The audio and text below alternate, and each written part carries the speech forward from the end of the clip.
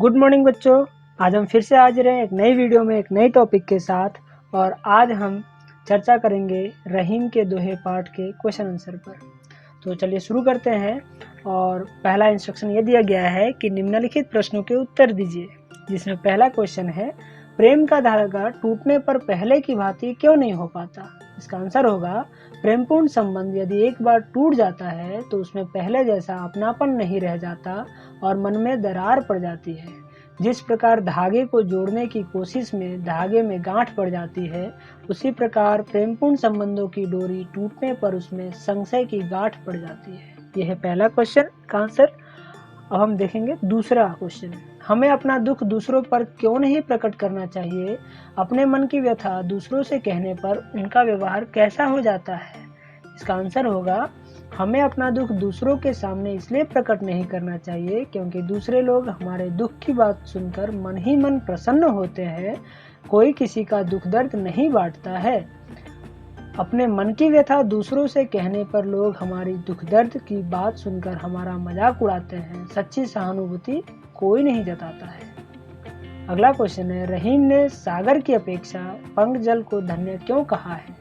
इसका आंसर होगा, रहीम ने पंकजल को धन्य इसलिए कहा है क्योंकि उस कीचड़ युक्त जल को पीकर कई कीट पतंगे और लघु जीव अपनी प्यास बुझा लेते हैं, परंतु सागर का खारा पानी किसी की प्यास नहीं बुझाता। दूसरे प्राणियों की प्यास बुझाकर जीवन रक्षा करने के कारण कवि ने पंकजल को सागर के जल की अपेक्षा धन्य माना है। अगला क्वेश्चन है, एक को साधने से सब कैसे सध जाता है। इसका आंसर होगा, एक ही परमात्मा की साधना करने से अर्थात निष्ठापूर्वक ध्यान करने से जीवन के सभी कार्य सिद्ध हो जाते हैं, क्योंकि परमात्मा ही जीवन का मूल आधार है। जिस प्रकार जड़ को सींचने से फल फूल पत्तियां स्वयं विकसित होने लगते हैं, उसी प्रकार परमात्मा का ध्यान करने से जीवन के सभी कार्य सफलतापूर्वक संपन्न हो जाते हैं। तो यह है इस क्वेश्चन का आंसर। अब देखेंगे हम अगला क्वेश्चन, जलहीन कमल की रक्षा सूर्य भी क्यों नहीं कर पाता। इसका आंसर होगा, जलहीन कमल की रक्षा सूर्य भी नहीं कर पाता क्योंकि जल ही कमल की मूल संपत्ति है। जल कमल को जीवित रखता है। सूर्य की किरणें अपनी गर्मी से कमल की पंखुड़ियों को खोलकर उसे खिला देती है, परंतु उन पंखुड़ियों में सुंदरता, तरलता, कोमलता और सुगंध का संचार जल ही करता है, अर्थात जलहीन सरोवर में कमल नहीं खिल सकता। तो यह है इस क्वेश्चन का आंसर। अगला क्वेश्चन है, अवध नरेश को चित्रकूट क्यों जाना पड़ा। अवध नरेश श्री रामचंद्र जी ने माता पिता की आज्ञा से 14 वर्ष का वनवास काटने के लिए अयोध्या से प्रस्थान किया था। चित्रकूट में आकर उन्होंने वनवास के कुछ दिन व्यतीत किए। यहाँ पर उन्हें शांति प्राप्त हुई और यहाँ के प्राकृतिक सौंदर्य से आकर्षित होकर वे यहाँ पर रम गए। अगला क्वेश्चन है, नट किस कला में सिद्ध होने के कारण ऊपर चढ़ जाता है। इसका आंसर होगा, नट अपने शरीर को गोलाकार आकृति में समेटकर कुंडली मारकर खंबे के ऊपर चढ़ जाता है। इस प्रकार वह अपने शरीर को गोलाकार आकृति में समेटने और कुंडली मारकर ऊपर चढ़ने की कला में सिद्धहस्त होता है।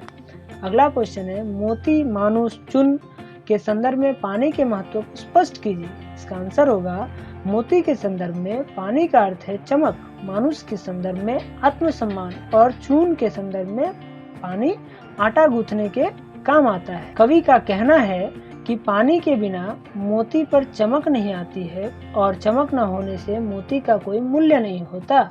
उसी प्रकार पानी रूपी आत्मसम्मान के बिना मनुष्य का भी कोई मोल नहीं होता है। पानी के अभाव में आटा गूंथकर रोटी नहीं बनाई जा सकती, इसलिए मोती, मानुष, चून के संदर्भ में पानी का जीवन में महत्वपूर्ण स्थान है। अगला क्वेश्चन है, निम्नलिखित का भाव स्पष्ट कीजिए, जिसमें पहला क्वेश्चन ये पूछा गया है, टूटे से फिर न मिले, मिले गांठ परी जाए। इसका आंसर होगा, इस पंक्ति से यह भाव स्पष्ट होता है कि अब आपसी प्रेमपूर्ण संबंध यदि एक बार टूट जाते हैं तो दोबारा जोड़ने पर वह पहले जैसा नहीं हो पाता, मन में संदेह आ जाता है। ठीक उसी प्रकार जैसे कि टूटे हुए धागे को पुनः जोड़ने से उसमें गांठ पड़ जाती है। ये पहले क्वेश्चन का आंसर है। अगला क्वेश्चन है, सुनी अठिलई है लोग सब बाटी न लई है कोई। इसका आंसर होगा, इस पंक्ति से यह भाव स्पष्ट होता है कि लोग दूसरों के दुख दर्द को सुनकर मन ही मन प्रसन्न होते हैं। कोई किसी का दुख दर्द नहीं बांटता, इसलिए अपने मन की पीड़ा को, दुख दर्द को अपने मन में ही रखना चाहिए। अगला क्वेश्चन है, रहीमन मूल ही सींचिबो फूले फले अघाए। इसका आंसर होगा, इस पंक्ति से रहीम यह कहना चाहते हैं कि किसी वृक्ष या पौधे के जड़ को भली भांति सींचने से फूल और फल स्वयं ही विकसित होने लगते हैं। जड़ से ही उन्हें सारे आवश्यक तत्व मिल जाते हैं। इसी प्रकार यदि मनुष्य सच्चे मन से एक ही परमात्मा का ध्यान कर ले तो उसे संसार के सारे सुख स्वयं ही प्राप्त हो जाते हैं। अगला क्वेश्चन है, दीर्घ दोहा अर्थ के आखर थोरे आही। इसका आंसर होगा, इस पंक्ति के द्वारा कवि दोहा छंद की विशेषता बताते हुए कह रहे हैं कि दोहे में शब्द तो बहुत कम होते हैं, परंतु उन शब्दों में गहन अर्थ छिपा होता है। देखने में छोटे और सरल प्रतीत होने वाले दोहों में व्यापक और गंभीर अर्थ छिपा होता है। अगला क्वेश्चन है, नाद रिझी तन देत मृग नरधन हेत समेत। इसका आंसर होगा, इस पंक्ति से कवि यह भाव स्पष्ट करना चाहते हैं कि संगीत की सुमधुर सुर को सुनकर हिरण मंत्रमुग्ध हो जाता है। उस धुन को सुनने हुए अपनी सुध-बुध खोकर शिकारी के जाल में फंसकर अपने प्राण तक त्याग देते हैं। इसी प्रकार प्रसन्न होने पर मनुष्य प्रेम सहित धन अर्पित कर देता है। प्रसन्नता की स्थिति में व्यक्ति धन आदि देकर अपनी उदारता व्यक्त करता है। अगला क्वेश्चन है, जहाँ काम आवे सुई कहा करे तलवारी। इसका आंसर होगा, इस पंक्ति के द्वारा तलवार और सुई के प्रयोग और महत्व को स्पष्ट करते हुए कह रहे हैं कि जहाँ सुई काम आती है वहाँ तलवार की कोई उपयोगिता नहीं होती है।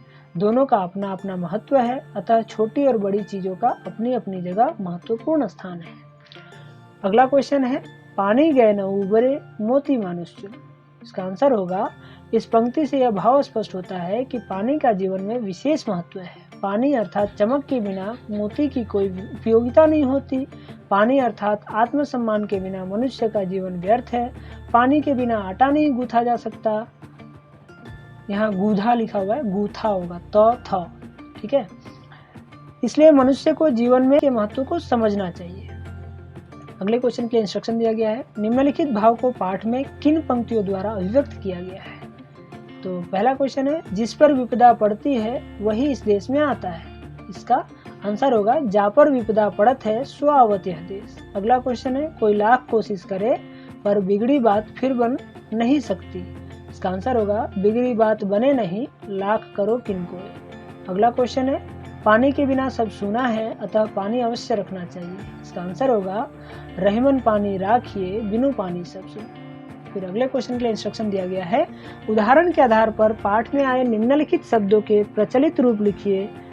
तो इसका उदाहरण भी दिया गया है और आगे जो भी क्वेश्चन है उसके आंसर नीचे लिखे गए हैं। तो सब एक साथ देख लेते हैं।